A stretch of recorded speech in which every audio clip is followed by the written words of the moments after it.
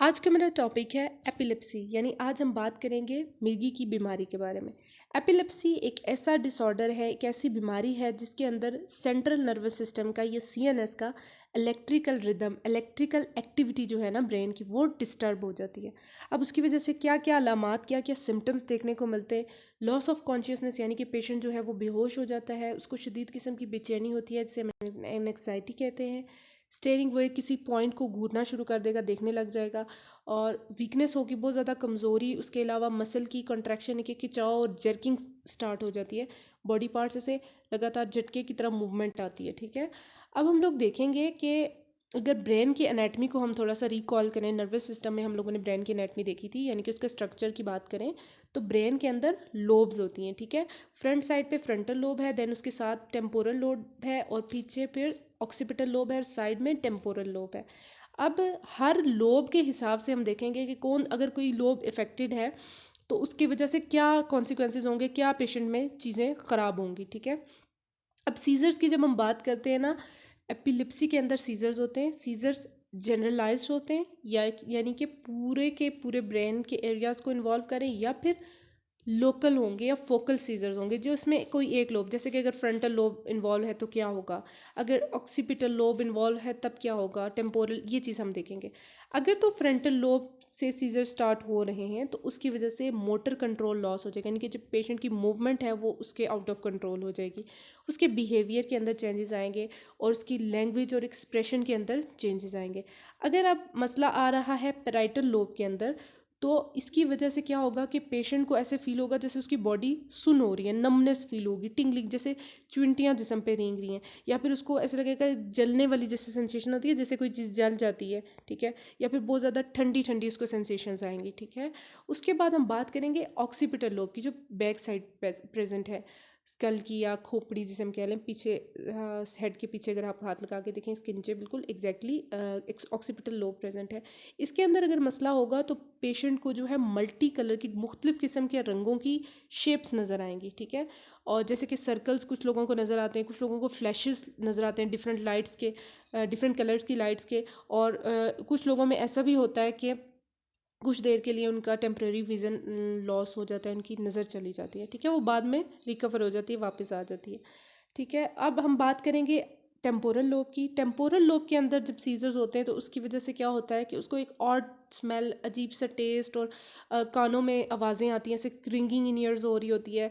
और इसके अलावा पेशेंट बहुत ज़्यादा डर जाएगा, बहुत ज़्यादा पैनिक होगा, और उसको एब्डोमिनल डिस्कम्फर्ट यानी कि पेट के अंदर भी डिस्टर्बेंस फील होगी। ठीक है, अब हम बात करेंगे एपिलेप्टिक सीजर्स की। अब सीजर्स को हम लोग यहाँ पे सिर्फ इसकी मेन मेन कैटेगरीज देख लेते हैं। कोशिश करूँगी मैं इस पे अलग से एक वीडियो बनाऊंगी क्योंकि काफ़ी एक्सटेंसिव टॉपिक है। ठीक है, अब यहाँ पे देखें, सीजर्स की टू टाइप्स हैं, जनरलाइज सीजर्स और फोकल सीजर्स। फोकल सीजर्स को पार्शियल सीजर्स भी कहा जाता है। फोकल की आगे से टाइप है सिंपल एंड कॉम्प्लेक्स। अब हम बात करें जनरलाइज सीजर्स की, तो इसके अंदर टॉनिक, क्लॉनिक या ग्रैंड माल सीजर्स आ जाते हैं, atonic, myoclonic, clonic, tonic and absent. ठीक है, अब हम बात करेंगे सिम्टम्स ऑफ एपिलेप्सी, यानी कि एपिलेप्सी के अंदर, मिर्गी के अंदर क्या क्या अलामात देखने को मिलती हैं। स्टेयरिंग, जो हमने पीछे बात की थी कि पेशेंट किसी एक पॉइंट को घूरना शुरू कर देता है, लगातार देखेगा। एनएक्साइटी, शदीद किस्म की से बेचैनी होने लग जाएगी, कमज़ोरी होगी, मसल्स का खिंचाव होगा, कॉन्ट्रैक्शन होगी, जर्किंग होगी, सर का दर्द होगा, और बेहोश हो सकता है पेशेंट। अब हम बात करेंगे इसके डायग्नोसिस की, यानी कि एपिलेप्सी को, मिर्गी को डायग्नोस कैसे किया जाए, तशखीस इसकी कैसे की जाती है। सबसे पहले इसके अंदर आ जाता है इसका फिजिकल एग्जामिनेशन पेशेंट का, उसके बाद न्यूरोलॉजिकल एग्जामिनेशन किया जाता है, देन हमारे पास ब्लड टेस्ट हैं वो परफॉर्म किए जाते हैं, ईसीजी परफॉर्म की जाती है, ईईजी परफॉर्म की जाती है, एमईजी परफॉर्म की जा सकती है, और इमेजिंग टेस्ट जैसे कि सीटी स्कैन, एमआरआई वगैरह परफॉर्म किया जा सकता है। ठीक है, अब हम बात करेंगे, थोड़ा सा ये देख लेते हैं कि ईईजी वाला जो प्रोसीजर है, बाकी टर्म से तो तकरीबन सभी लोग वाकिफ़ होंगे। इसका जो किस तरह से परफॉर्म किया जाता है, ये पेशेंट है, इसके हेड पे पूरे आप देख सकते हैं किस तरह से वायर्स अटैच हैं। ठीक है, और एमईजी वाला जो प्रोसीजर है वो इस तरह से इस मशीन के ज़रिए परफॉर्म किया जाता है। पिक्चर्स मैंने ऐड किए हैं ताकि थोड़ा सा सबको आइडिया हो जाए। अब सीज़र जो है वो दो मेन वेज में हो गए थे, हम लोगों ने देखा कि जनरलाइज सीज़र है या फिर फोकल सीज़र है। अब इसको हम लोग डेली लाइफ की एग्जांपल से समझने की कोशिश करेंगे ताकि हर एक को आसानी से समझ आ जाए कि है क्या। अब ब्रेन है ना, हमारे ब्रेन के अंदर बिलियंस ऑफ न्यूरॉन्स होते हैं, बहुत ज़्यादा नंबर में न्यूरॉन्स होते हैं। अब न्यूरॉन्स आपस में एक दूसरे के साथ कनेक्टेड होते हैं और मिलकर एक इलेक्ट्रिकल नेटवर्क बनाते हैं, एक दूसरे के साथ कनेक्ट होके इलेक्ट्रिकल नेटवर्क बनाते हैं। अब इस नेटवर्क को अगर हम देखें तो ये रोड्स और ट्रैफिक लाइट के नेटवर्क से मिलता जुलता है। यहाँ पे आपको येलो में रोड्स नज़र आ रही हैं और ये बीच में ट्रैफिक लाइट्स हैं, ठीक है। अब हम ट्रैफिक लाइट्स को एज एन एग्जांपल ले रहे हैं और रोड्स को। अब ये जो नेटवर्क्स हैं ये डिफरेंट पार्ट्स ऑफ ब्रेन को आपस में कनेक्ट कर रहे होते हैं। यहाँ पे जैसे आप देख सकते हैं, जैसे कि ये जो ट्रैफिक लाइट्स एंड रोड्स की बात की थी, जो वो डिफरेंट टाउन्स को, उनके नेटवर्क डिफरेंट टाउन्स को जोड़ रहे होते हैं, इसी तरह ब्रेन में वो ब्रेन के डिफरेंट पार्ट्स को न्यूरॉन्स के नेटवर्क जोड़ रहे होते हैं। अब सीजर्स में क्या होता है, ठीक है, सीजर में ये होता है कि न्यूरॉन्स जो है उनका फंक्शन डिस्टर्ब हो जाता है, वो मेल फंक्शनिंग स्टार्ट कर देते हैं, इलेक्ट्रिकल सिग्नल्स एब नॉर्मल हो जाते हैं, उनकी फायरिंग अनकंट्रोलेबल हो रहे होते हैं। अब इसको अगर हम ट्रैफिक लाइट वाली एग्जांपल से समझें तो ट्रैफिक लाइट की अगर शॉर्ट सर्किटिंग हो जाए, ठीक है, क्या होगा, ट्रैफिक का सारा निज़ाम दरहम बरहम हो जाएगा, सब कुछ आगे पीछे हो जाएगा, ठीक है। जिस तरह ट्रैफिक का निज़ाम दरहम बरहम हो रहा है, सेम अगर आप ब्रेन में सोचें कि न्यूरॉन्स का नेटवर्क ख़राब हो गया, उसके अंदर कोई मसला आ रहा है, इलेक्ट्रिकल रिदम डिस्टर्ब है, तो सारे मैसेजेस आगे पीछे हो जाएंगे, जिसकी वजह से सीजर्स आते हैं, ठीक है। अब हम बात करेंगे कि जितने ज़्यादा न्यूरॉन्स इन्वॉल्व हैं, यानी कि जितनी ज़्यादा ट्रैफिक लाइट्स इन्वॉल्व हैं, उतना ज़्यादा इंटेंस वाइड स्प्रेड सीजर होगा और उतने ज़्यादा बॉडी पे इफेक्ट आएंगे। अब हम लोग देखेंगे कि थोड़ा डिफ्रेंशिएट करते हैं जनरलाइज एंड फोकस सीजर्स को। जनरलाइज सीजर्स में, जनरलाइज से नाम से ही पता चल रहा है कि तमाम जो ब्रेन का पार्ट है वो तमाम पार्ट्स इन्वॉल्व हैं, और इसमें पेशेंट जो है क्योंकि तमाम पार्ट्स इन्वॉल्व हैं तो वो अनकॉन्शियस हो सकता है, बेहोश हो सकता है। अब जो कि फोकल सीजर्स हैं, इनके अंदर कुछ एरियाज जो है वो ब्रेन के इन्वॉल्व होते हैं, जैसे हम लोगों ने पीछे लोब्स की बात की थी, उस तरह कोई एक लोब इन्वॉल्व हो जाएगी। इसमें पेशेंट ज़रूरी नहीं है कि बेहोश हो, वो बेहोश हो भी सकता है और ये भी हो सकता है कि वो फुली अवेयर हो, ठीक है, उसे हर चीज़ का पता हो, यानी अपने होशो हवास में हो। अब हम लोग एपिलेप्सी के, मिर्गी के ट्रिगर्स और उसकी कॉजेज़ देखेंगे, यानी कि किस वजह से एपिलेप्सी का अटैक होगा और उसकी वजूहात क्या है एपिलेप्सी की। ट्रिगर्स की बात करें तो फ्लैशिंग लाइट्स की वजह से, लाउड साउंड, बहुत ज़्यादा नॉइसी प्लेस हो उसकी वजह से अटैक हो सकता है। देन स्ट्रेस की वजह से, नींद पूरी ना हुई हुई हो, लैक ऑफ स्लीप की वजह से, कोई बीमारी हो, इलनेस, उसकी वजह से हो सकता है, और ओवर हीटिंग की वजह से। अब हम इसकी वजूहात की बात करें, आगे हम लोग दोनों चीज़ों को डिटेल में देखेंगे, यहाँ पे जस्ट एक जनरल सा ओवरव्यू है। ब्रेन के अंदर कोई इंजरी हो जाए उसकी वजह से होती है एपिलेप्सी, और ब्रेन का कोई ट्यूमर हो, बर्थ डिफेक्ट की वजह से हो सकता है, बाय बर्थ कोई चीज़ प्रेजेंट हो, और उसके अलावा अगर बर्थ के दौरान, यानी कि डिलीवरी के दौरान ऑक्सीजन की कमी हो जाए, लैक ऑफ ऑक्सीजन से हम हाइपोक्सिया कहते हैं, उसकी वजह से बेबी में लेटर ऑन एपिलेप्सी डेवलप हो सकती है, स्ट्रोक की वजह से हो सकता है, और ब्रेन इन्फेक्शंस के केस में। अब हम इसके ट्रिगर्स को मज़ीद देखें तो दवाइयाँ अगर पेशेंट्स की चेंज होना, मेडिकेशन में चेंज आने से भी एपिलेप्सी होती है। सिगरेट, अल्कोहल आ जाएगा इसके अंदर, ब्राइट लाइट, जैसे हमने फ्लैश लाइट्स की बात की थी, और हार्मोनल इम्बैलेंस की वजह से भी हो सकता है। मज़ीद ट्रिगर्स को अगर हम देखें तो यहाँ पे नई चीज़ ये है कि कुछ लोगों में ऐसा होता है कि कुछ स्पेसिफिक दिन का टाइम होता है, जब वो टाइम होता है, जैसे कुछ लोगों को शाम, फॉर एग्जांपल एक पेशेंट है उसके अंदर शाम 5 बजे डेली इसको सीजर का अटैक आता है फॉर एग्जांपल, तो वो डेली जब वो टाइम गुजरेगा तो वो ट्रिगर हो जाएगा ऑटोमेटिकली। और कुछ लोगों के अंदर ये चीज़ होती है कि अगर वो अपनी मेडिकेशन मिस कर दें, खाना लेना भूल जाएं, तो उसकी वजह से सीजर हो सकते हैं, अटैक आ सकता है, और ब्लड शुगर कम होने की वजह से भी हो सकता है। बाकी सारी वही चीज़ें हैं। अब एपिलेप्सी की जो कॉजेज़ हैं उनको एज के हिसाब से देखेंगे कि अगर न्यूली बॉर्न बेबी है, छोटा सा बच्चा है, तो न्यू बॉर्न है, उसके अंदर किस वजह से हो सकता है, ऑक्सीजन की कमी की वजह से, जो हम लोगों ने देखा था कि बर्थ के दौरान, डिलीवरी के प्रोसेस के दौरान हो सकता है, जिसे हम हाइपोक्सिया कहते हैं।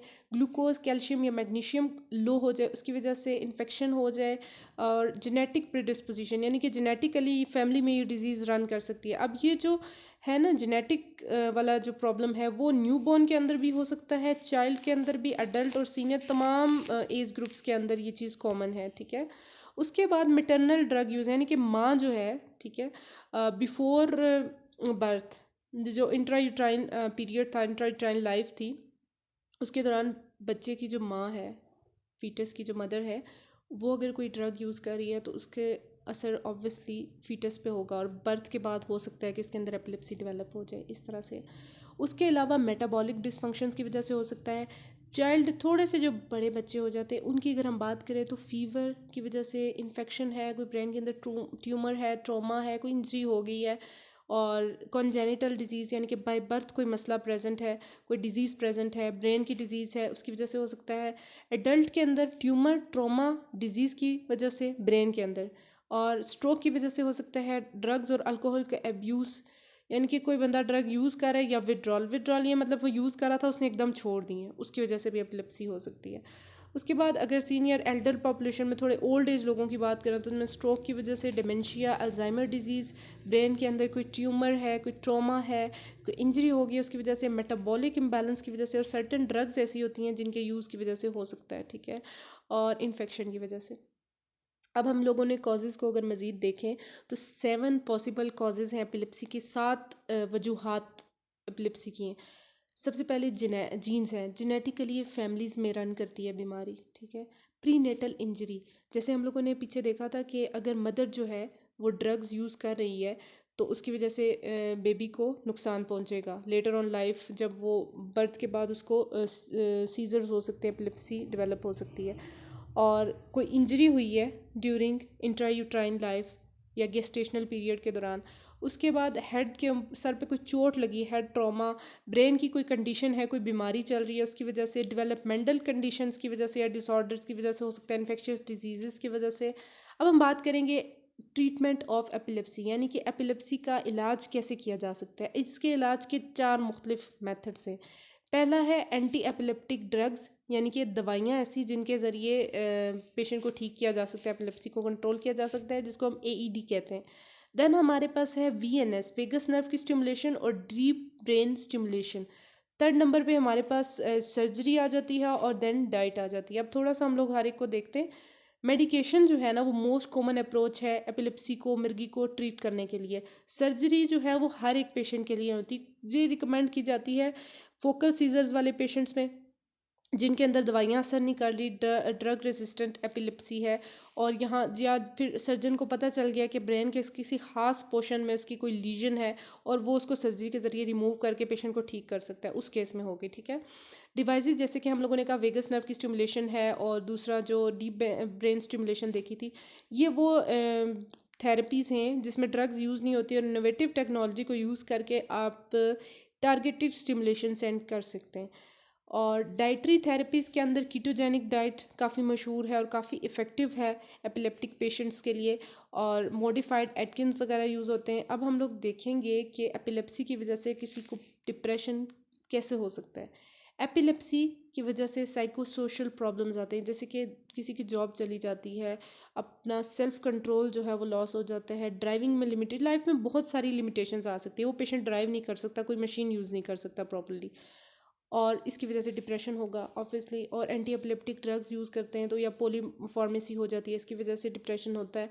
देन एपिलेप्सी की वजह से न्यूरोपैथोलॉजी हो सकती है, ब्रेन के अंदर लीजन्स होती हैं, हिप्पोकैम्पस के अंदर चेंजेस आते हैं, जैसे कि स्क्लेरोसिस या ट्रॉफी हो जाती है, और अमिग्डाला का जो वॉल्यूम है वो चेंज होगा, और न्यूरोट्रांसमीटर सिस्टम जो है उसके अंदर अल्ट्रेशन आती हैं, एचपीए की डिसरेगुलेशन होती है, तमाम वो चीज़ें जिसकी वजह से एपिलेप्सी अल्टीमेटली डिप्रेशन करवाती है। अब हम लोग ये देखेंगे कि हम लोग एपिलेप्सी को प्रिवेंट कैसे कर सकते हैं, वो कौन सी एहतियाती तदाबीर हैं जिनको अगर हम इख्तियार करें तो पेशेंट जो एपिलेप्सी है उससे बचा जा सकता है, मिर्गी की बीमारी को दूर किया जा सकता है। 4 में से जो एक बंदा है या एक एपिलेप्सी का केस है उसको हम प्रिवेंट कर सकते हैं कैसे। सबसे पहली चीज़ ये कि वैक्सीनेशन करवानी चाहिए प्रॉपर, ताकि इन्फेक्शंस को प्रिवेंट किया जा सके जो कि एपिलेप्सी कॉज करते हैं। सेकंड नंबर पे पर्सनल हाइजीन का ख्याल रखना चाहिए ताकि इन्फेक्शन ना हो और एपिलेप्सी ना हो। थर्ड नंबर पे जो चीज़ है वो ये है कि डिलीवरी के प्रोसेस के दौरान, डिलीवरी के टाइम पीरियड में जो बर्थ अटेंडेंट है वो काफ़ी ट्रेंड होना चाहिए, अपने प्रोफेशनल होना चाहिए बंदा, ताकि अच्छे तरीके से वो उस प्रोसीजर को परफॉर्म करे, और प्रोसेस नहीं, सॉरी, ये प्रोसीजर था। और ताकि जो हम लोगों ने एक पीछे प्रॉब्लम देखा था कि लैक ऑफ ऑक्सीजन, हाइपोक्सिया हो जाता है जिसकी वजह से लेटर ऑन लाइफ में बेबी को डेवलप हो सकता है एपिलेप्सी, तो वो चीज़ प्रिवेंट हो सके। देन हमारे पास एक चीज़ है कि जब भी आप राइड करें, स्कूटर या बाइक यूज़ करें तो हेलमेट ज़रूर पहनें ताकि हेड को इंजरी से बचाया जा सके। छोटी छोटी चीज़ें हैं जिसके ज़रिए आप बीमारियों से बच सकते हैं। अब एपिलेप्सी के मैनेजमेंट में ना डूज और डू नॉट्स यानी कि क्या चीज़ें आपने करनी है और क्या नहीं करनी जब एक बंदे को अटैक आया हुआ है और उसको सीजर्स हो रहे हैं। अब क्या चीज़ें करनी है पहले ये देखते हैं। इसके अगर अब जैसे बंदे को किसी पेशेंट को मिर्गी का दौरा पड़ा है तो कुछ लोग ऐसे होते हैं कि वो अनकॉन्शियस हो जाते हैं, जैसे हम लोगों ने पीछे देखा वो बेहोश हो जाते हैं, नीचे गिरते हैं। तो हम लोगों ने कोशिश करनी है कि उनके इर्द गिर्द जो चीज़ें हैं उनको साइड पे कर देना, कोई ऐसी चीज़ उनके करीब ना हो जिससे वो टकरा के खुद को नुकसान ना पहुंचा लें। सेकंड नंबर पे उनके सर के नीचे कोशिश करना है कोई पिलो रख दें, ठीक है। थर्ड नंबर पे यह है कि उस पेशेंट को साइड लाइन में लिटाना है, बिल्कुल स्ट्रेट नहीं लिटाना, ना सीधा लिटाना है ना उल्टा लिटाना है, साइड लाइन में। अब वो चीज़ें जो हमने नहीं करनी, ड्यूरिंग ए सीज़र पेशेंट को पकड़ने की, उसको दबाने की, उसके सीजर्स को रोकने की, जैसे वो तड़प रहा है उसको रोकने की, बंद करने की, स्टॉप करने की कोशिश नहीं करनी। सेकंड नंबर पे कोई चीज़ कुछ लोग ऐसे करते हैं कि पेशेंट इस तरह सीज़र के दौरान मुंह में पानी डालने की कोशिश करते हैं, बहुत गलत चीज़ है, ये बिल्कुल नहीं करनी, ठीक है। कोई भी चीज़ उसके मुंह में नहीं डालनी। थर्ड नंबर पे सीज़र के दौरान सीपीआर यानी कि जिसे हम कार्डियो पल्मोनरी रिससिटेशन कहते हैं वो परफॉर्म नहीं कर सकते। अब नेचुरल वेज जो एपिलेप्सी को प्रिवेंट करने के लिए और अवॉइड करने के लिए वो है कि ट्रिगर्स को कम कर दें और वेगस नर्व की स्टिमुलेशन और कीटोजेनिक डाइट है। अब हम लोग सीजर्स की फ़र्स्ट एड के बारे में बात करते हैं जो कोई भी आम आदमी दे सकता है। अगर किसी को सीज़र का अटैक हो गया और आप इर्द गिर्द मौजूद हैं तो आप क्या कर सकते हैं उस पेशेंट के लिए। सबसे पहली चीज़, पहला स्टेप ये कि आपने पैनिक नहीं होना, परेशान नहीं होना। उस पेशेंट को साइड पे लिटाना है, जैसे यहाँ पे आप देख सकते हैं इस डायग्राम में लिटाया हुआ है पेशेंट को, और सीजर्स को टाइम नोट करना स्टार्ट करना है। जैसे मतलब पेशेंट को अभी सीजर स्टार्ट हुआ है तो आपने टाइम नोट करना है कितने मिनट पे उसे हुआ है, जैसे कि 12:10 पे हुआ है, आपने टाइम नोट करना है। उसके बाद यहाँ पे चाइल्ड का दिया हुआ है, लेकिन हम किसी के लिए भी यही हर किसी एज के लिए यही एहतियाती तदाबीर कंसीडर करेंगे। पेशेंट के साथ रहना है, उसको पकड़ के रोकने की, सीज़र को दबाने की कोशिश नहीं करनी, और उसके सर के नीचे कोई नरम चीज़, कोई तकिया या कुछ भी नहीं मिलता तो कोई चादर फोल्ड करके उसके सर के नीचे रख दें। उसके मुंह में कोई चीज़ डालने की, पानी डालने की बिल्कुल कोशिश मत करें। और अगर आप, क्योंकि टाइम नोट करने का मैंने स्टार्ट में कहा, टाइम नोट करने का मकसद ये था कि अगर उसका सीज़र 5 मिनट तक ठीक नहीं होता तो फिर आपने इमरजेंसी सर्विसेज को कॉल करके बुलाना है और पेशेंट को हॉस्पिटल लेके जाना है। उसके बाद हम लोगों ने बात की थी कीटोजेनिक डाइट की। कीटोजेनिक डाइट का एपिलेप्सी में बहुत अहम रोल है, इसके इलाज में काफ़ी ज़्यादा हेल्पफुल साबित होता है। अब इस डाइट के अंदर क्या होता है कि 70% फैट्स होते हैं, 25% प्रोटीन्स हैं और 5% कार्बोहाइड्रेट्स, यानी कि सबसे ज़्यादा जो अमाउंट है इस डाइट में वो फैट्स की है। फैट्स के अंदर आलमंड्स आ जाते हैं, एवोकाडो, कोकोनट्स, पीनट्स और ऑलिव ऑयल वगैरह, ठीक है, फैट्स वाली जो भी चीज़ें। उसके बाद उन्होंने सबसे ज़्यादा अपनी डाइट में फ़ैट्स रखने हैं, ये तमाम चीज़ें रख सकते हैं। उसके बाद प्रोटीन्स सेकंड नंबर पे हैं जो कि 25% है, जिसमें चिकन आ गया, हर किस्म का गोश्त आ गया, ब्रोकली आ गई, बीन्स आ गए। देन थर्ड नंबर पे कार्बोहाइड्रेट्स जो सिर्फ 5% होनी चाहिए, जिसमें ब्रेड और कॉर्न वगैरह ये सारी चीज़ें। Thank you so much for watching my video.